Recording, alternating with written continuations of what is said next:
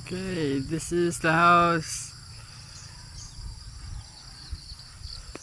The house. So that's the house. That's our house now. So there is guava in front. So good morning so far. So mausa mo niya nga mo ang province mountain house mountain. So nalibon-libon siya kay 2 months dyan nga wala mi ka almost 2 months na wala mi naka dire paghuman sa bagyong Tino.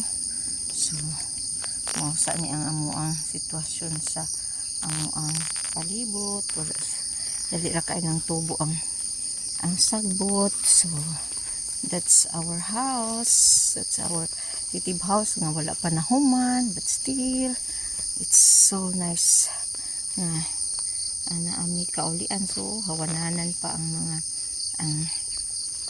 mga kuan. So ana sa hawananan pa ni igbalik. So that's mo na ang amuang province house. So that's it. So